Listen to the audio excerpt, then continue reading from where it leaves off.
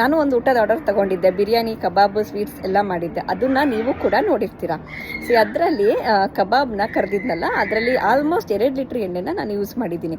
ಆ ಎಣ್ಣೆನ ನನಗೆ ಮತ್ತೆ ಬಳಸೋ ಹಾಗಿಲ್ಲ, ಯಾಕಂದರೆ ತುಂಬ ಲಾರ್ಜ್ ಕ್ವಾಂಟಿಟಿ ಆಗಿಬಿಡ್ತು. ಅದನ್ನು ಅಡುಗೆಗೆ ಬಳಸೋದಕ್ಕೂ ಆಗೋದಿಲ್ಲ. ಅಲ್ಪ ಸ್ವಲ್ಪ ಇತ್ತು ಅಂದರೆ ಅಡುಗೆ ಮಾಡಿಬಿಟ್ಟು ಖಾಲಿ ಮಾಡ್ಬೋದು. ಈ ಥರ ಲಾರ್ಜ್ ಕ್ವಾಂಟಿಟಿ ಇದ್ದಾಗ ಅದನ್ನು ಮತ್ತೆ ಬಳಸೋದಕ್ಕೂ ಆಗೋದಿಲ್ಲ.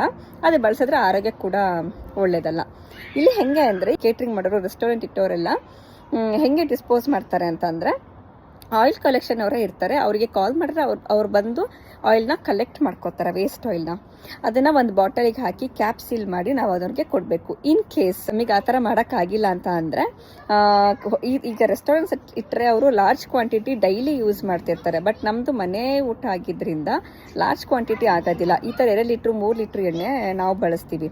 ಸೊ ಈ ಎಣ್ಣೆನ ನಾನು ಹೆಂಗೆ ಡಿಸ್ಪೋಸ್ ಮಾಡ್ತೀನಿ ಅಂದರೆ ಇವತ್ತು ತೋರಿಸ್ತೀನಿ. ಇದಿಷ್ಟು ಚಿಕನ್ ಕಬಾಬ್ ಕರೆದಿರೋ ಎಣ್ಣೆ ಒಂದು ದಿನದ್ದು. ನಮ್ಮನೇಲಿ ಗಾರ್ಡನ್ ದೊಡ್ಡದಾಗಿರೋದ್ರಿಂದ ಗೋಡೆ ಸೈಡಲ್ಲಿ ಒಂದು ಗುಂಡಿ ಮಾಡಿದ್ದೀನಿ. ಆ ಗುಂಡಿಗೆ ಈ ಕರೆದಿರೋ ಎಣ್ಣೆನೆಲ್ಲ ಚೆಲ್ತಾ ಇದ್ದೀನಿ. ನಂತರ ಇದ್ರ ಮೇಲೆ ಒಂದು ಕಲ್ಲು ಮುಚ್ಚಿ ಇಟ್ಬಿಡ್ತೀನಿ, ಮಣ್ಣೆಲ್ಲ ಎಣ್ಣೆ ಹೀರ್ಕೊಂಡಿರುತ್ತೆ.